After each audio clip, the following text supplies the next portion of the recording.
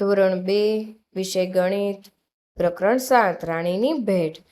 એક જમાનામાં રાજા જગદીપ પોતાની રાણી માટે એક સુંદર કોતરણીવાળો પલંગ બનાવવા માંગતા હતા। ત્યારે તે શ્રેષ્ઠ સુથારને બોલાવે છે અને એના રાણી માટે પલંગ બનાવવા કહે છે। રાજા કહે છે, હું એવું ઈચ્છું છું કે 10 વેતનો પલંગ બનાવવાનો છે। સુથારો પલંગ બનાવવા લાગે છે। પલંગ તૈયાર થઈ જાય છે ત્યારે રાણીને તેને સૂવા માટે કહે છે કે ચાલો આ પલંગ ઉપર સૂવો। તો રાણી જ્યારે પલંગ ઉપર સૂવે છે ત્યારે પલંગ છે એ નાનો પડે છે। ત્યારે રાજા વેદ દ્વારા ગણે છે તો 8 વેતનો પલંગ હોય છે। ત્યારે સુથારો વિચારમાં પડી જાય છે કે આમ કેમ થયું હશે। ત્યારે પાછા સુથારે એને ગણે છે તો એને 14 વેત થાય છે। રાજા સહિત બધા મૂંઝવણમાં પડી જાય છે કે હું ગણું છું ત્યારે 8 વેત થાય છે, સુથાર ગણે છે ત્યારે 14 વેત થાય છે, આવું કેમ થતું હશે। મારી પાસે આનો એક ઉપાય છે। પછી એ લોકો મંત્રીનો નિરાકરણ કરે છે। ચાલો કરીએ। નીચેની વસ્તુઓની લંબાઈ માપવા માટે પાઠ્યપુસ્તકનો ઉપયોગ કરવાનો છે, જેમાં વસ્તુઓ, અંદાજિત લંબાઈ અને વાસ્તવિક લંબાઈ કેટલી છે એ કહેવાનું છે। તો મેજ માપવાનો છે તો અંદાજિત લંબાઈ 5 અને વાસ્તવિક લંબાઈ એની 6 છે। કાળું પાટિયું માપવા માટે અંદાજિત લંબાઈ એની 9 હશે અને વાસ્તવિક લંબાઈ એની 10 હશે। બારી માપવા માટે 7 અને 8। આવી રીતના તમે પણ સ્કૂલમાં કરી શકો છો। ચાલો કરીએ। કવિતા તેના ઘરેથી શાળાએ જઈ રહી છે। તેને મોડું થતું હતું, તેથી ઝડપથી શાળાએ પહોંચવા માટે કયા માર્ગનો ઉપયોગ કરશે આજે તે? તો ચાલો આપણે જોઈએ। કવિતા છે એનું ઘર છે અહીંયા અને એને શાળાએ જવું છે। તો શાળાએ જવા માટે અહીંયા ઘણા બધા અલગ અલગ રસ્તાઓ જોવા મળે છે।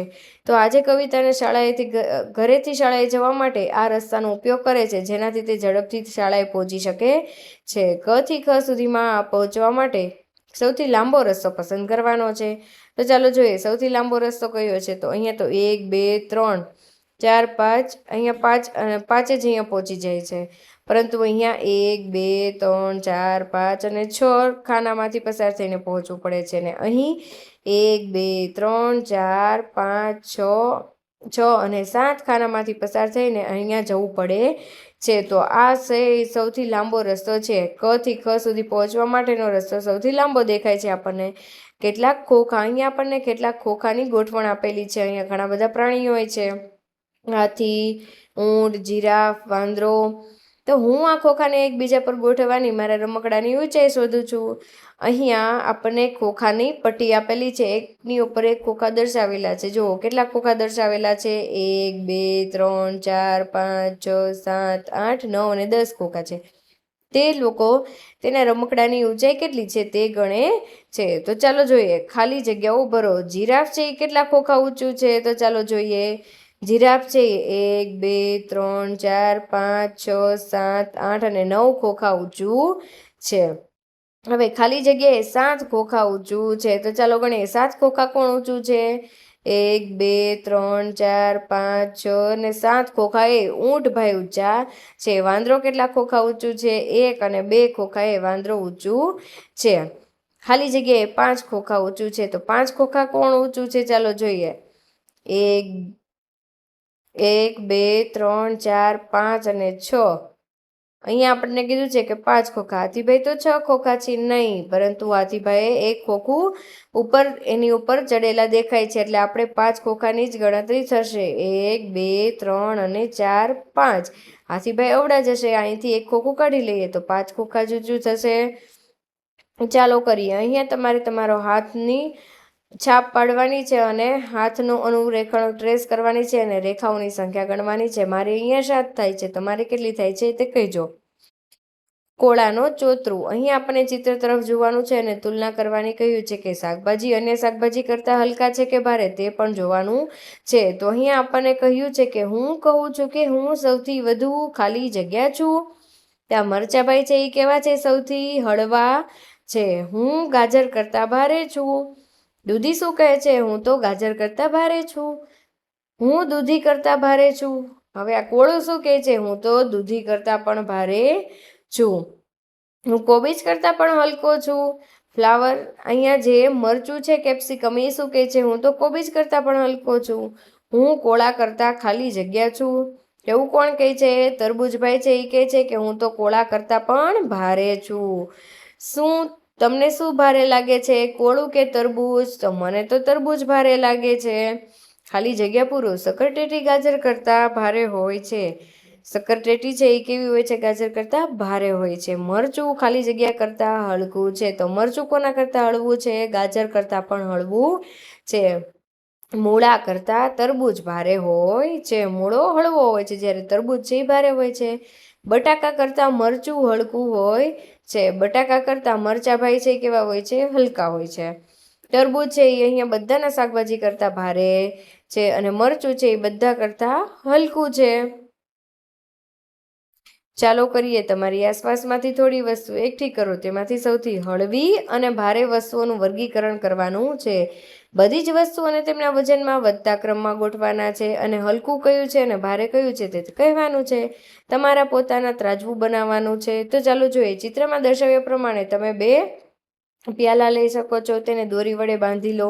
પછી જે આપણે હેંગર હોય છે કપડાં ટીંગાડવા માટેનું, એ હેંગર લઈ લો અને એનામાં લટકાવી દો બંને પ્યાલાને. પછી એને એક લાકડીની મદદથી એને ત્રાજવું બનાવી શકો છો. ભૂસવાનું રબર, દડો, સીસા પેન, મીણિયા કલર વગેરેનો ઉપયોગ કરીને કયું હળવું છે અને કયું ભારી છે તેની સરખામણી પણ કરી શકો છો. તો અહીંયા આપણને એ પૂછે સૌથી ભારે વસ્તુ ઉપર આપણે ગોળની નિશાની કરવાની છે. પેન્સિલ, બુક અને બેગ. તો બેગ છે એ સૌથી ભારે છે. નારંગી, ખાલી ડોલ અને કલર્સ નારંગી. તો આ બધામાંથી નારંગી વધારે ભારે હોય છે. હવે સૌથી હલકી વસ્તુઓ એમાં આપણે ગોળની નિશાની કરવાની છે. તો ઢીંગલી, ગિફ્ટ અને રબર. તો આ ઇરેઝર છે એ સૌથી હળવું હશે.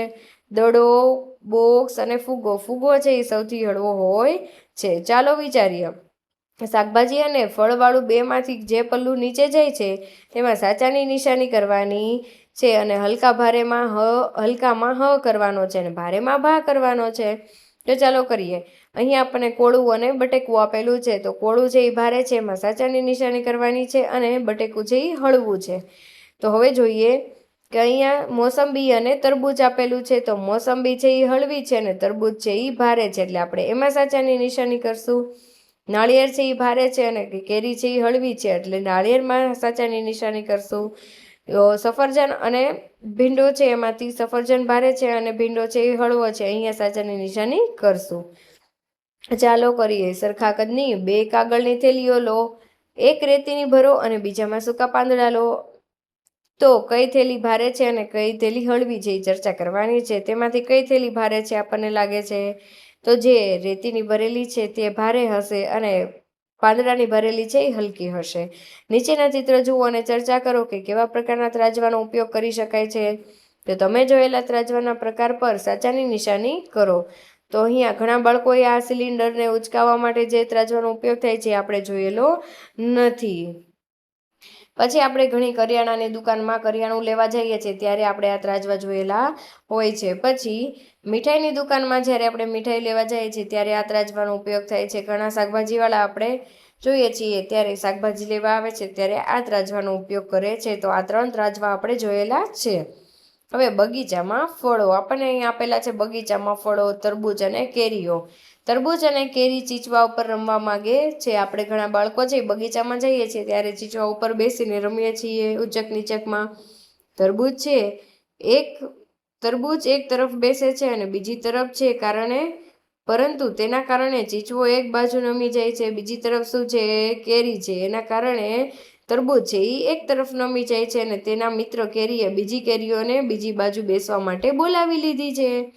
પહેલા તરબૂચ હતા અને સામે 1 કેરી હતી, પછી 2 કેરી, 3 કેરી, એમ કરીને બધી કેરીઓને બેસવા માટે બોલાવે છે.